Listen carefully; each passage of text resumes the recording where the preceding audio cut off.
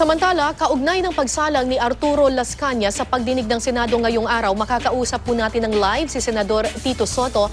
Magandang umaga po sa inyo, Senator Soto. Magandang umaga, Kara. Magandang umaga po sa inyo lahat. Sir, bakit po binigyan ng Senado ng ikalawang pagkakataon itong si Las Cañas na mag-testify ulit? Gaano po kahalaga ang kanyang testimonya ngayong araw?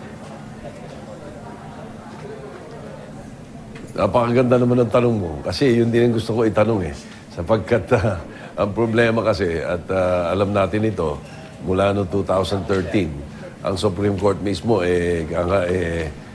looks with disfavor pagdating sa mga recantation. So, hindi natin alam kung ano yung mangyayari dito at saka ano magiging probative value nitong recantation niya. Ganun pa man, handa naman ang Senado makinig sapagkat although suppletory yung rules of court sa amin, hindi rin naman pinapagbawalan kaming makinig.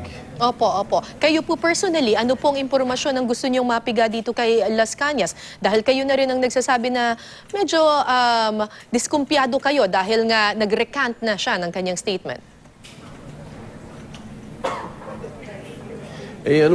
Palagay ko, mangyayari dyan, magkakaroon tayo ng tinatawag na fact check. Yung mga sinabi niya dati, yung nilagay niya sa affidavit niya at saka mga sinabi niya sa media at saka yung sasabihin niya ngayon. Ganun ang titingnan na lang natin doon.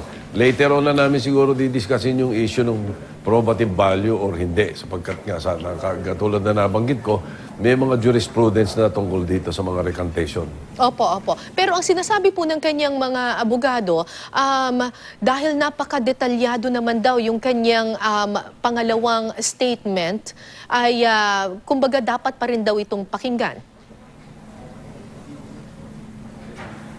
Okay lang yung pakinggan. Ang tinatanong ko yung value.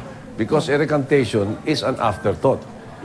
Ang mangyayari kasi dyan, ayaw natin na humaharap sa husgado o humaharap sa Senado, mag-o-oath ka, pagkatapos hindi ka pala nagsasabi ng totoo. Later on, babaguhin mo. Ayaw natin nun eh.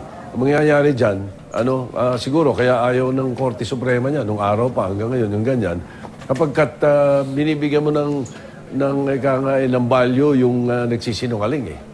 So, hindi natin alam ngayon kailan siya nagsisinungaling. Alright. Base po sa mga aligasyon ni Las Cañas, tinawag ni Senador Trillanes na mass murderer si Pangulong Duterte. Kumusta na po yung ethics complaint laban kay Senador Trillanes, sir? Nire-review pa namin at bibigyan ko pa ng kopya yung mga kasama namin sa Ethics Committee sapagkat kung natatandaan nyo, nagkaroon kami ng pagbabago sa membership eh. Opo. Dahil nabago yung grupo yung linya between the majority and the minority. So nagbago din ng membership sa ethics. Ito lang last week pa lang yun, Monday ngayon.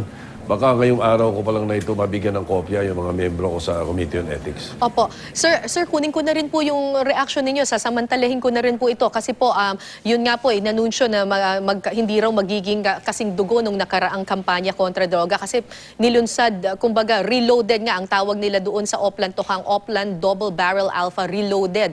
Pero right now, hindi na raw magiging mas madugo. Your reaction on this sa pagbabalik po ng Oplan Tokhang? Salamat, tinanong mo yan. Kasi isa sa mga hindi nababanggit sa media at hindi nabibigyan ng kaukulang pansin ng mga tinatawag na mga human rights organizations ay yung kung ano yung nangyari nito mga nakaraan eh. Hindi na kailangan sabihin pa yan kung ilalabas lang yung tamang figures eh. Sapagkat ang sinasabi nila, 7,000 na raw namatay dyan sa Tokhang at yung EJ case.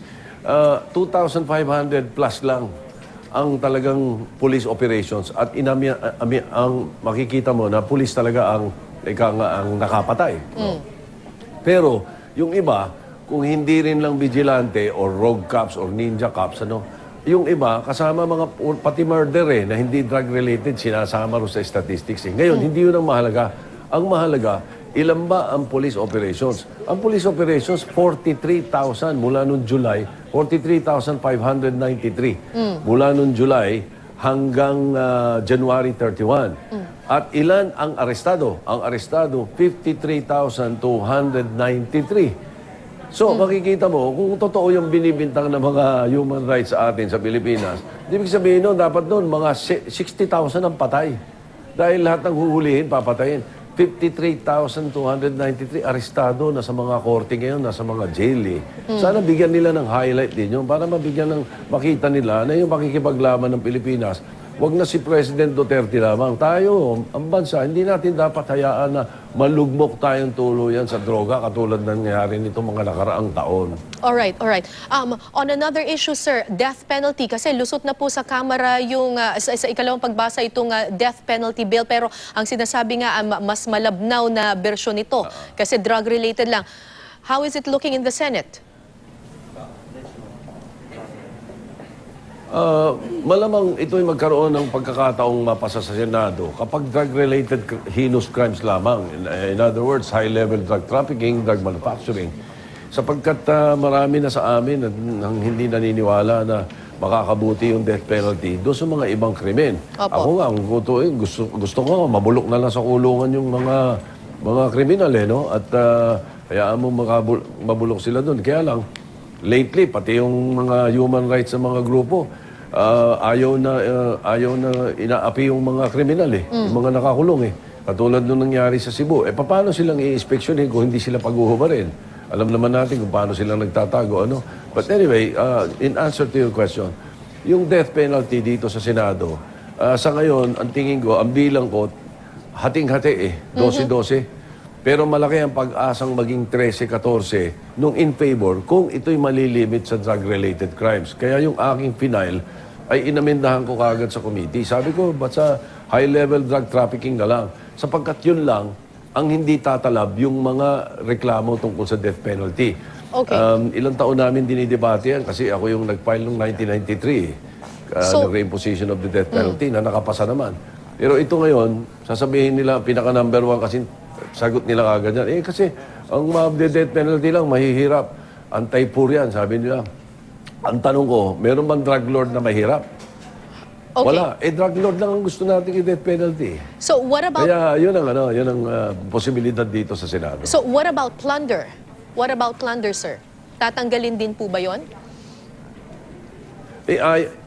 Inalis ho sa House Dito sa Senado, kung gugustuhin po nila at gusto ng tao, ako papayag po ako. Opo. As a matter of fact, doon sa drug-related crimes na sinasabi natin na high-level drug trafficking lang, ang gusto ko pa nga po, kung pwede, pagka government official or police ang involved, dapat death penalty, automatic.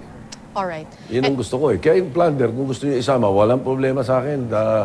Kahit babaan pa natin yung halaga, imbis na 50 million, kahit 20 million lang Alright. Payag po kami doon. Ako payag na payag doon. Kaya lang, inaalis nga nila yung death penalty. Sinasabi nila, pwede naman daw ikulong, pwede raw gano'n.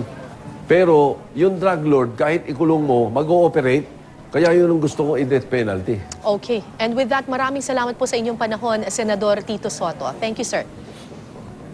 Thank you. Gandang umaga.